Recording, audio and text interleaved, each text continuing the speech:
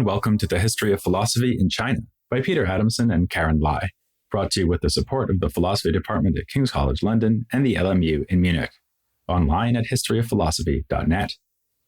Today's episode, Uncrowned King, Kongzi and the Analects. Some works of literature are so iconic, so firmly established as classics, that they seem to have been not so much written as discovered, as if they were dug up like buried treasure or fell from the sky. This feeling can be even stronger if we don't know much about the circumstances of their composition, or if the work seems hard to square with what we know about the life of the author. The Bhagavad Gita might be such an example, or Shakespeare's plays, which are so good that some people insist that he couldn't have written them. Within the Chinese tradition, the I Ching surely qualifies as such a text, as does the most central work of Confucianism. The Chinese title is Lunyu, meaning ordered sayings, but in English it usually goes by the name given to it by the European Jesuits, the Analects. It was not written by Kongzi himself, and does not pretend otherwise. He is throughout referred to in the third person, often simply as the master, with quite a few passages beginning with the phrase Zi Yue, meaning the master said. The opening of many passages in the Analects establish the authority of Kongzi as the founder of the tradition. They also lean on the figure of Kongzi to give weight to whatever he is meant to have said. It is the form of these conversations that is the source of the Confucius says jokes, with Kongzi saying many things he did and did not say. Yet for many readers, the Analects, the book, is all but identical with Kongzi, the man. It has become the canonical presentation of his thought, a work that makes the reader feel an intimate connection to its protagonist. It's also a book that's easy to pick up and enjoy, though far from easy to understand completely. Indeed, this is part of the appeal. As with the Gita or Hamlet, any encounter with this work both makes you feel that you've gotten a lot out of it and that there remains much more to discover. As Kongzi's student Zigong said, learning from his master was like drinking from the sea. Since the source was inexhaustible, he would simply take in as much as he could. Part of the reason the Analects eludes immediate comprehension is that, however timeless it may seem, it does often presuppose knowledge of the immediate historical context. At one point, Kongzi is appalled by a family shamelessly putting on an entertainment with 8 rows of dancers.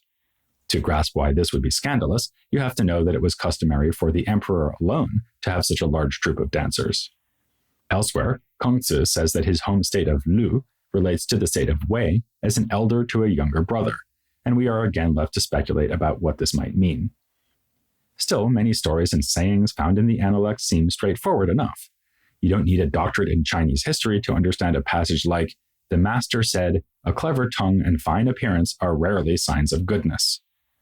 But this approachability is, by and large, misleading. The Analects is a text with its own complicated and elusive history.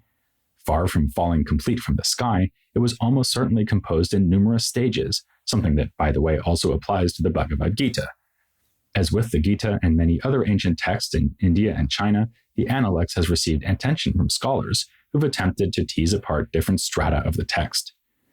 There's general agreement that the last 5 of the 20 books in the Analects are a later addition to the first 15.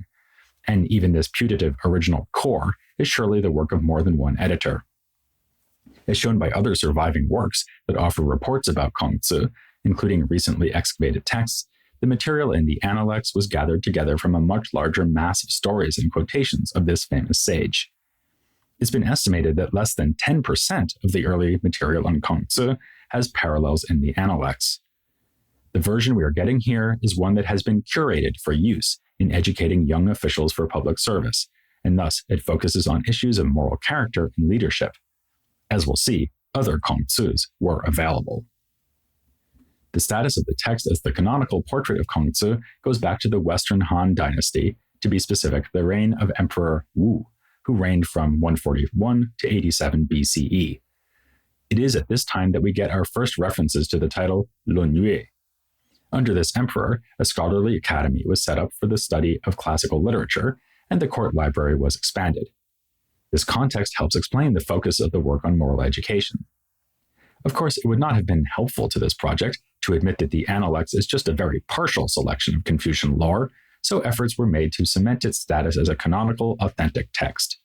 Actually, cement is relevant in a more literal sense, In a move not too far from presenting the Analects as buried treasure, it was claimed that the text was discovered in the wall of Kongzi's own house.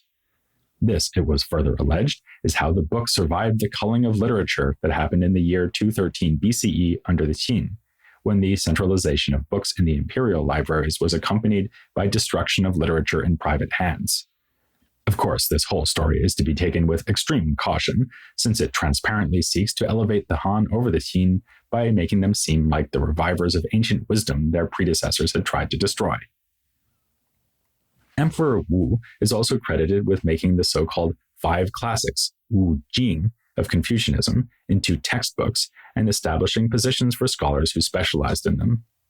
We already know something about this collection of canonical works, having discussed two of them in previous episodes, namely the Book of Changes, or I Ching, and the Spring and Autumn Annals. Remember that Kongzi supposedly wrote all of the annals and part of the I Ching. We also have on the list the Shi Jing, or Book of Odes, and you'll never guess who was traditionally credited with choosing the 305 poems included in the collection. Yes, Kongzi himself. It is highly praised in the Analects, which exhorts the reader, find inspiration in the odes, take your place through ritual, and achieve perfection with music. Speaking of which, there is also the Li Ji, or Book of Rites, which includes as one section a Book of Music. Unfortunately, an original 6th classic, devoted entirely to music, is lost. Finally, there is the Shu Jing, the Book of Documents, a collection of historical speeches and accounts featuring such characters as the great rulers Yao and Shun. Notice that 3 out of these 5 titles and the collective name for the whole set, 5 classics, include the word Jing, which, as we've already seen, refers to a classical canonical text. As that begins to suggest, these 5 classics form a core body of works on which the Confucian, or Ru, tradition could be based. But the canon continued to evolve. In the Eastern Han period, the Analects and another Confucian work, the Classic of Filial Piety, Xiao Jing, were added to the canon, and there were further expansions later, including the addition of the Mengzi in the Song dynasty. In this same period, Su Zi nominated 4 Confucian works, the Si Shu, as a set of texts to be studied before delving into the 5 classics. These 4 were the Great Learning, the Analects, the Mengzi, and the Doctrine of the Mean, all of which students needed to master in order to attempt the imperial examinations. So, the apparently serene and stable Confucian canon was in fact a work that was always in progress.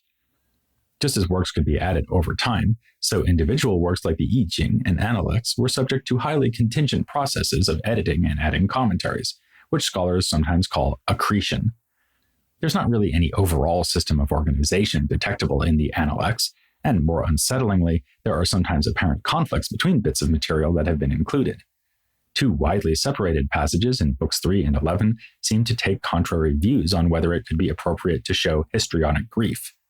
A number of entries discourage the search for fame and argue that it makes no difference if a worthy person goes unacknowledged for their virtue, yet at another point, Kongzi complains, "No one recognizes me." On the other hand, there are also plentiful signs of local organization in the text. Some books do seem like a chaotic mishmash, but others have a strong unifying principle. Book 10 focuses on ritual practice, and Book 19, which is already mentioned is probably one that was added later, presents sayings from Kongzi's disciples, some of which parallel texts earlier in the Analects. At an even more local level, there are passage clusters, which gather just a few quotations that belong together. For example, 4 consecutive texts in which Kongzi answers the question, "What is filial piety?" In what might seem a real editorial lapse, passages in different books occasionally duplicate one another. Ironically, one of the duplicated passages tries to convince us that the whole project of the Analects does cohere. Kongzi is made to say, twice, that his whole teaching can be strung on a single thread. And to be fair, this would be well worth repeating if it were true. Such remarks were an invitation to commentators to reconcile apparently conflicting material they found in the Analects. Here, it could actually help that Kongzi is consistently presented as being inconsistent, and deliberately so. One aspect of his unfathomable wisdom is that he tailors his advice to his audience, so that he may give different answers to the same question, depending on who is asking. A noteworthy example is Kongzi's identification of that single thread that runs through his whole philosophy. When his student, Zhu Gong, asks for just one word to guide him through life, Kongzi answers, mutuality, or shu. There's some variation in the translation of the word shu. Mutuality would express a complementary arrangement and reciprocal understanding. Roger Ames and Henry Rosemont translate it as putting oneself in the other's place, while Edward Slingerland translates it as understanding. These various translations bear out shu's relational quality. For Slingerland, this passage seems to conflict with an earlier passage that couples understanding with dutifulness. Slingerland speculates that, in addition to offering Zigong just one word as requested, Kongzi may be adjusting the advice to his students' strengths and weaknesses. He's already dutiful, but needs to grow in understanding. It's tempting to take a similar approach to the aforementioned sequence in which Kongzi gives alternate definitions of filial piety to different people. In a still more striking passage, he gently chastises his bold disciple Zilu, who asks Kongzi whom he would want at his side if riding into battle. Zilu is obviously hoping to hear that he would be the master's first choice, but instead, Kongzi says, "I wouldn't want someone who would attack a tiger barehanded or attempt to swim the Yellow River because he does not fear death." Good point. But surely if Kongzi had been speaking to an interlocutor who was too timid instead of too reckless, he would have made the opposite point. This passage also illustrates another general feature of the text, namely that Kongzi freely directs criticism at his students and other people. He is quick to lament lapses in ritual propriety, li, as with that family who had too many dancers. One passage combines both of these strategies. He is confronted with Zaiwo, who thinks it is enough to mourn his parents for only 1 year instead of a more appropriate 3 years. Kongzi basically says, well, if you feel that 1 year is enough, then by all means go ahead. When Zaiwo leaves, Kongzi turns to his disciples and says this just shows how lacking in goodness the man is. Their critical tone is obvious. Less obvious is the pastoral dimension, but it's there nonetheless. Kongzi evidently thinks there is no hope of getting Zaiwo to show filial piety as he should. Even if he kept up a show of grief, it would be hypocritical. But the exchange has offered him a chance to educate the others who are present, and they may benefit from the lesson. Now, here's another unsettling thought. What if the Analects teaches us the way that Kongzi teaches his disciples? In that case, it might withhold teachings from us until we are ready. The master is quoted as saying, "I will not open the door for a mind that is not already striving to understand, nor will I provide words to a tongue that is not already struggling to speak. If I hold up one corner of a problem and the student cannot come back to me with the other 3, I will not attempt to instruct him again." All of which fits with the impression we mentioned at the outset, that this is a text that rewards repeated rereadings. As the reader grows in insight and invests more effort to understand, they will get more out of it. This, of course, means that different people are likely to take different lessons from the work, which is in fact exactly what happened. An interesting study by Philip Ivanhoe looks at a single sentence from the Analects and how it was given very different readings throughout Chinese history. As it happens, the passage concerns precisely the question of what Kongzi was and was not willing or able to teach. Let's let Karen tells us how it reads in Chinese. 子贡曰：夫子之文章，可得而闻也；夫子之言，信与天道，不可得而闻也。 Slingerland's English version of this goes as follows. Zigong said, "The master's cultural brilliance is something that is readily heard about, whereas one does not get to hear the master expounding on the subjects of human nature or the way of heaven." As Ivanhoe shows, commentators with Taoist leanings adopted a rather mystical reading of the passage, taking it to mean that Tao is not susceptible to intellectual explanation. Other interpreters took almost the reverse lesson from it, namely that Kongzi, unlike the Taoists, was simply not in the business of delving into such metaphysical matters, but focused on cultural behavior like ritual and proper ethics. The same sort of problem arises with another entry, which reads, "Standing on the bank of a river, the master said, 'Look at how it flows on like this, never stopping day or night.'" Fans of Greek philosophy might be reminded of Heraclitus and the idea that you can't step into the same river twice, symbolizing the fact that all things are constantly changing and flowing. The resonance might not be misleading, given that, as we know, the concept of change was also fundamental to early Chinese thought. A Taoist might well take Kongzi to be making an observation along these lines, but more Confucian readings, so to speak, were also offered. For example, that the river symbolizes the constant progress of the learner towards virtue, or even that this is a lament in which Kongzi reflects at how time has been passing without bringing success to his campaign to rectify his own society. That reading may seem a bit of a stretch, but it's no surprise that it leapt to an interpreter's mind. As we already mentioned in episode 4, Kongzi's potential as an advisor was mostly overlooked by the rulers of his own time. Both metaphorically and literally, he spent a good deal of time in the political wilderness. So, Confucians were sensitive to the accusation that the master had failed in his mission. Numerous texts in the Analects and beyond reflect this concern. Kongzi himself is credited with a range of frustrated remarks, like, "Do you take me to be a bitter gourd, content to hang on a string without ever being eaten?" Supposedly, a contemporary named Jie Yu told him he was being foolish to try to teach virtue in wicked times. When the world has the way, the sage succeeds. When the world is without the way, the sage looks to survival. Later thinkers of rival philosophical persuasions sometimes used Kongzi's reported political failings against him. He was accused of breaking his moral principles under duress and compared unfavorably to the more effective Mozi. The legalist thinker Han Fei, meanwhile, had a more philosophically principled complaint. He admitted that Kongzi was a great sage, but thought it was foolish to base the fortunes of a whole society on the presence of such a man, since sages come along so rarely. Han Fei compared this to a foolish peasant who saw a rabbit run into a tree stump and bash its brains out, and thenceforth spent all his time watching the tree stump, hoping for more rabbits to do the same so he'd have something to eat for dinner. Confucians, of course, tried to clear their founding master of all blame. For them, Kongzi was the uncrowned king, whose attempts to exert influence failed simply because the rulers of the time were venal and corrupt. One of the sayings that comes up twice in the Analects is, "I have yet to meet a man who loves virtue as much as he loves female beauty." Supposedly, this remark was made in the context of deploring the debauchery of the rulers of the state of Lü, which incited him to leave court. That, at least, is the background supplied by one of the most important texts about Kongzi, apart from the Analects itself, a biography of the master included in a work called Shi Ji, or Record of the Historian.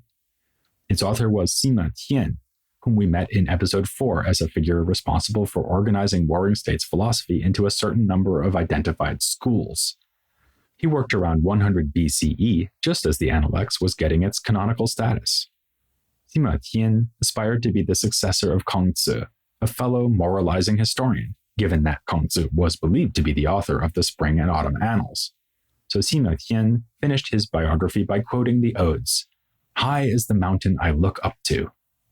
The set of 5 classics was also used to excuse Kongzi for his apparent ineffectiveness in the face of political turmoil.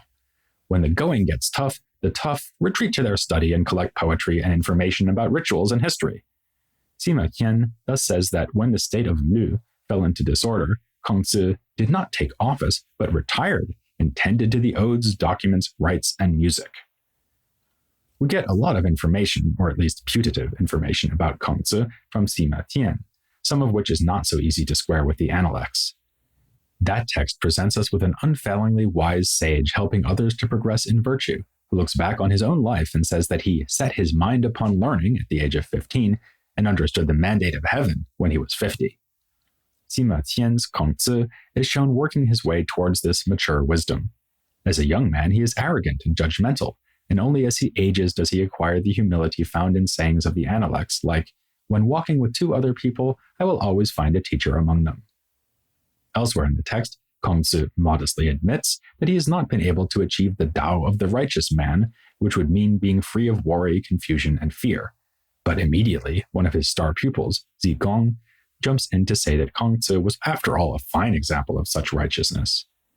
In contrast, the Records gives us a Kongzi who is subject to justifiable criticism and includes scenes where that criticism comes from his students, as when the same disciple, Zigong, blames him for breaking an oath.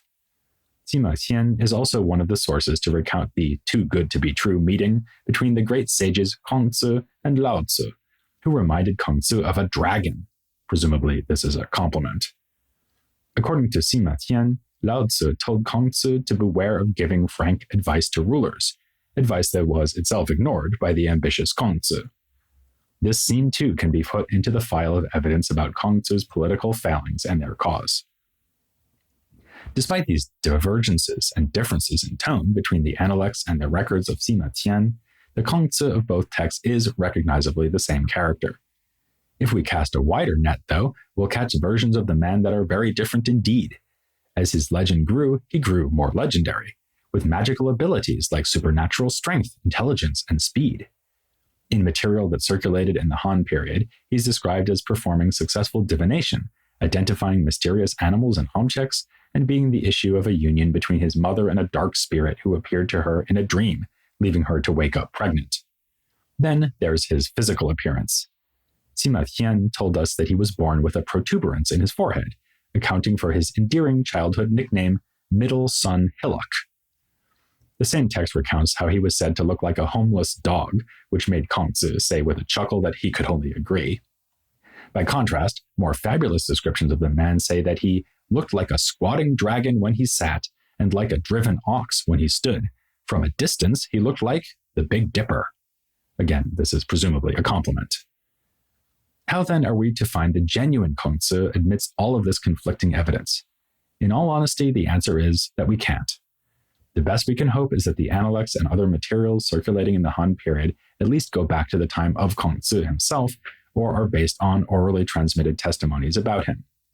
A spirited argument to this effect has been made by Paul Golden, who emphasizes that philological arguments about texts and their transmission need to be augmented by considering the philosophical ideas found in those texts.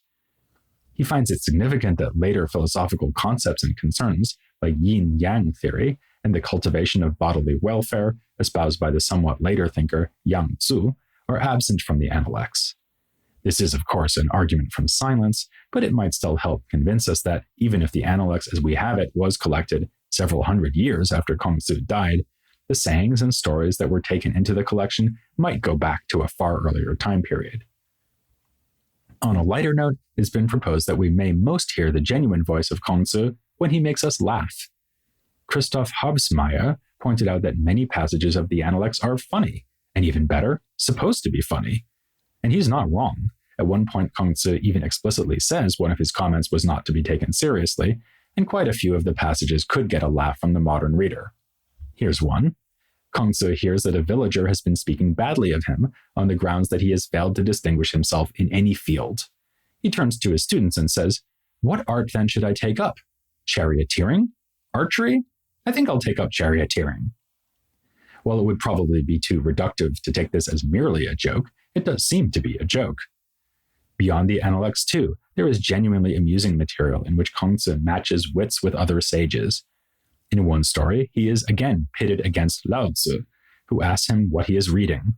Kongzi, teasing Lao Tzu for his lack of interest in traditional decorum, says it is a book about ritual and adds, "Even a sage will read such a book." Lao Tzu shoots back, "Fine, but why are you reading it?" Philosophy is serious business, of course, and we may be especially unprepared to find humor in such an ancient and celebrated a philosophical text as the Analects, but it's tempting to wonder whether Hobsmeyer is right in his rather ironic judgment that the more un-Confucian and unsagely the humorous passages we discover in the Analects are, the more likely they are to be faithful to the man and his personal history, and the more likely we are to hear the master's voice. As it may, no one can reasonably doubt that there are deep and rewarding ethical teachings in the Analects and the other texts that have communicated the ideas of Kongzi to us across the ages. We're going to need a number of episodes to explore them, starting with some of the main ideas in the Analects, including ren, or benevolence, li, or ritual propriety, and the idea of moral leadership. So, it's no laughing matter when we tell you to join us for that next time here on The History of Philosophy in China.